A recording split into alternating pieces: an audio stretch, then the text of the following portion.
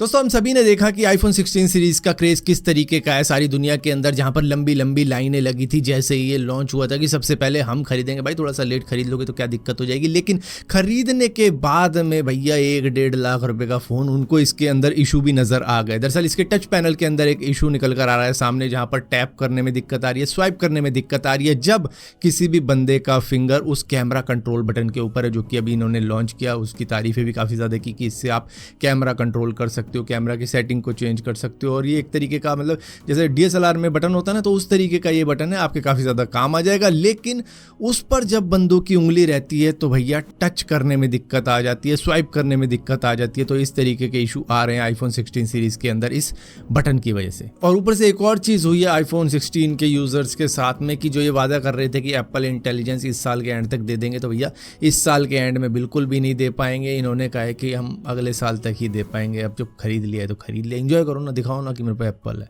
उसके बाद में हम दे देंगे अपडेट में, और वैसे भी तुम यूज़ तो करने नहीं वाले उसको। दोस्तों हम लोग तो परेशान है कि मोबाइल के रिचार्ज प्राइस बढ़ गए 20 से 25% तक, लेकिन वहीं पर VI के CEO अक्षय मुंद्रा का कहना है कि इसके प्राइस और बढ़ने चाहिए। जिस तरीके से हमने जुलाई महीने में प्राइस हाइक किया है अपने रिचार्ज के अंदर, उसी तरीके का एक और टैरिफ हाइक होना चाहिए, जो कि ये सोच रहे हैं कि सभी कर दे तो अच्छा है, क्योंकि अकेले हम करेंगे तो हम लुटिया ही डूब जाएगी। हमारे सारे सब्सक्राइबर वोडाफोन और हमारे सारे सब्सक्राइबर फिर एयरटेल और जियो के पास ही पहुंच जाएंगे। तो इनकी उम्मीद है कि शायद अगले साल तक फिर से ऐसा ही एक टैरिफ हाइक आएगा, जिसके अंदर 20 से 30% तक प्राइस बढ़ाया जाएगा। तो एक और झटका अगले साल लगने वाला है। दोस्तों मोदी जी US विजिट पर गए थे, जहां पर उनकी बाइडेन के साथ में बात हुई, और उसी बीच में उनकी अनाउंसमेंट भी हुई है कि इंडिया का सबसे पहला नेशनल सिक्योरिटी चिप प्लांट तैयार होने जा रहा है इंडिया के अंदर, जो कि US के साथ में पार्टनरशिप करके तैयार किया जा रहा है, जहां पर सेमीकंडक्टर फैब्रिकेशन प्लांट सेटअप किया जाएगा, जो कि मिलिट्री हार्डवेयर को कंट्रोल करने वाली चिप बनाएगा, जो कि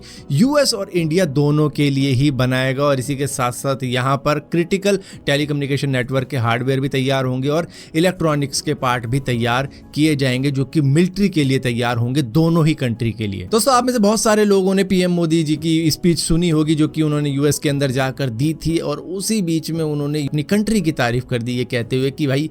आप लोगों को बुरा तो नहीं लगेगा अगर मैं बताऊं आपको कि इंडिया का 5G नेटवर्क अमेरिका के नेटवर्क से काफ़ी ज़्यादा बड़ा है, और ये सारा काम इंडिया ने सिर्फ पिछले 2 सालों के अंदर किया है। तो इस बात से तो आपको मतलब थोड़ा बुरा तो नहीं लगा ना, क्योंकि भाई कई सारे होते हैं ना अमेरिकन कहते हैं कि अभी भी हमारा इंडिया पिछड़ा हुआ है, ये कर रहे हैं वो कर रहे हैं, तो मतलब थोड़ी बहुत तारीफ करने वाली जो बातें हैं वो तो कहनी पड़ेगी जो उन्होंने कही। दोस्तों जिस तरीके से इजराइल ने किया है लिबनान के अंदर, उसको देखते हुए सारी दुनिया हक्का बक्का रह गई, और वो सोच रहे हैं कि भैया इलेक्ट्रॉनिक प्रोडक्ट के साथ में अगर इजराइल ऐसा कर सकता है तो दूसरी कंट्री क्यों नहीं कर सकती हमारे साथ में। तो यही सेम फार्मूला भैया इंडिया भी सोच रहा है कि हमारे साथ भी चाइना ऐसा कर सकते हैं, यही सेम चीज़ US भी सोच रहा है कि भैया चाइना भी ऐसा कर सकता है। तो इसी वजह से चाइनीज सॉफ्टवेयर और हार्डवेयर को बैन करने की मांग की जा रही है US के अंदर, US की गवर्नमेंट द्वारा। तो भैया सबसे पहले इसकी शुरुआत वो चाइनीज कार के जो सॉफ्टवेयर आते हैं और इसी के साथ साथ जो हार्डवेयर आते हैं उनको बैन करने से कर रहे हैं कि भैया इन चीज़ों को बैन करना काफ़ी ज़्यादा ज़रूरी हो जाता है, क्योंकि ये काफ़ी ज़्यादा रिस्की हो सकते हैं, खासतौर पे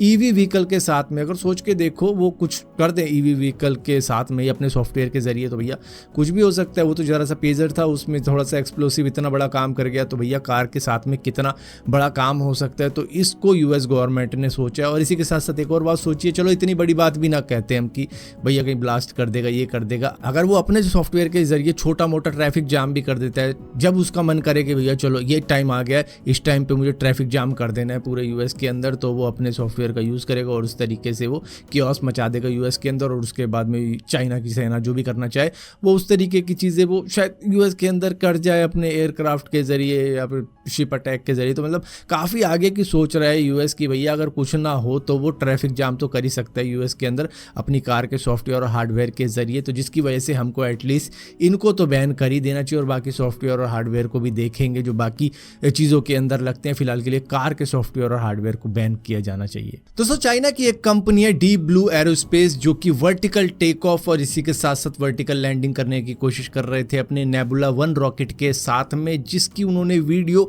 ड्रोन से बनाई है कि किस तरीके से टेक ऑफ कर रहा है, किस तरीके से लैंडिंग कर रहा है। उसकी काफ़ी अच्छी वीडियो बनाई है, लेकिन US ने उसकी काफ़ी ज़्यादा बुराई की है। क्या ये सही चीज़ है? मतलब उस ड्रोन की वजह से उस रॉकेट का क्रैश भी हो सकता था या दिक्कतें आ सकती थी। तो इस तरीके की चीज़ें करने की ज़रूरत नहीं है जो स्टंटबाजी करके दिखाई गई है। हालांकि ये जो डीप ब्लू एरोस्पेस है जो कि चाइना का है भैया, उन्होंने कहा है कि भैया हमारे 11 में से 10 ऑब्जेक्टिव सक्सेसफुल रहे हैं, हम ऑलमोस्ट वर्टिकल लैंडिंग कर चुके थे, लेकिन हाँ नहीं कर पाए हम फैल्कॉन 9 के जैसे, लेकिन हाँ हम कर देंगे आने वाले वक्त में। ये थोड़ा सा एक इशू रह गया था जो कि एक्सप्लोड हो गया जैसे ही लैंडिंग हुई, तो चलो उसको फिक्स करेंगे और हम भी अपना एक रीयूजेबल रॉकेट बनाएंगे।